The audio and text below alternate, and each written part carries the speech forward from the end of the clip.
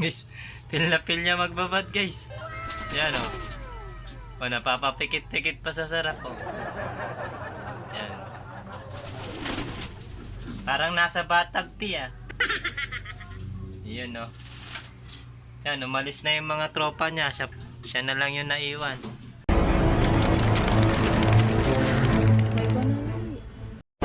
So yun guys, welcome back ulit dito sa ating YouTube channel, Cyrus Love TV. Yan. Tamang ligo muna yung mga warriors natin kasi meron na naman silang naka-schedule na lipad para bukas. Yun, maglo-load na naman tayo bukas. So hindi ko pa sure kung sa CSW RPC ako maglo-load or sa CPSA. Yan, tamang self-bath muna sila. Isa rin yan sa nakakapagpadagdag ng magandang mood nila. Sige, ligo lahat, ligo. Yung pula natin guys, oh. Yan yung nakaraang karga natin sa kanya. Pang-apat siya na dumating. Itong pangalawang load natin sa CSW RPC. Yan, halos sumasabay na siya dun sa first scammer nating ibon. Yan, medyo mapipreskuhan sila. Bago i-load, pampatanggal ng stress. Ito yung lagi nating nangunguna guys. Yan, siya lagi yung unang dumarating. Yung pangalawang load natin sa kanya, yan, halos sabay na silang dumating nitong pula natin. Yan. Sige, ligo. Sarap na sarap siya magbabad, oh. Feel na feel. Guys, feel na feel niya magbabad, guys. Yan, oh. O, napapapikit-pikit pa sa sarap, oh. Yan. Parang nasa batag tea. Yun, oh. Yan, umalis na yung mga tropa niya. Siya na lang yung naiwan. Yan, oh. Jacuzzi yan. Yan, umalis na. Tomorrow. So, ayan guys. Meron na naman tayong loading. Yan. Maglo-load na naman tayo mamaya. So, medyo na-adjust yung araw ng ating loading schedule. Hindi pa tayo nakasilip sa GC. So, hindi pa ako sigurado kung dun pa rin ang mismong bitaw nila. So yan, tulad ng dati, papatukain muna natin sila bago natin ikarga mamaya.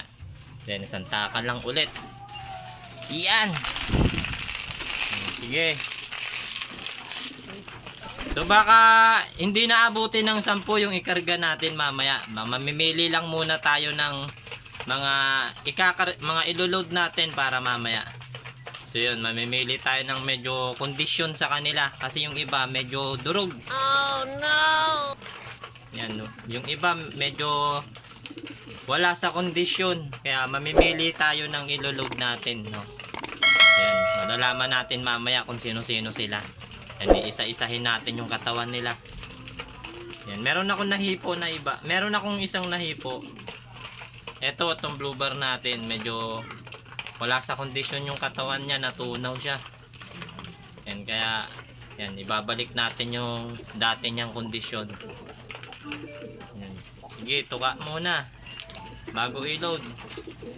Kung hindi ako nagkakamali, 100 plus kilometer ang liliparin nila ngayon. Wow!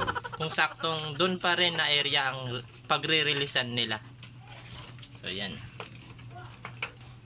Sige, tuka. Yan. Hindi muna natin sila bibigyan ng marami kasi mahihirapan tayong papasukin sila bukas. Yan sila guys. Yan. Good luck ulit sa mga warriors natin. Sana wala nang magkulang. Balik kayo ha. Sige, mamaya na ulit.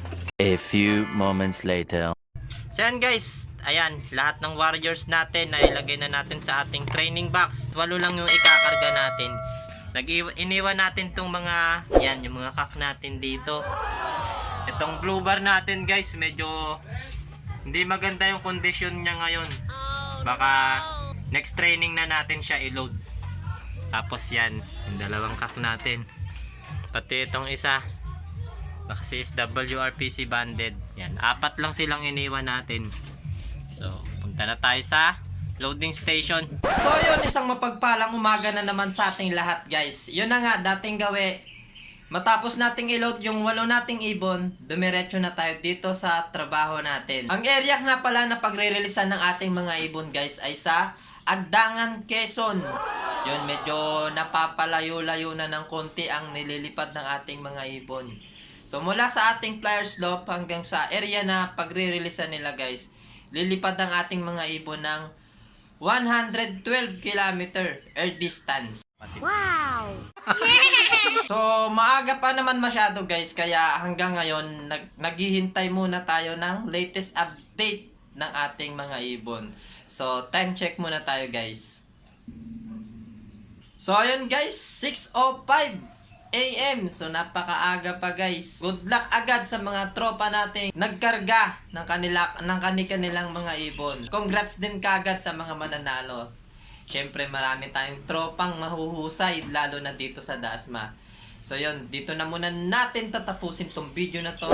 Like, comment, and subscribe. Hit the notification bell para lagi tayong updated sa mga bago nating ilalabas na videos. Kita-kits ulit tayo next vlog. Happy flying mga kalapatids. Ingat. God bless.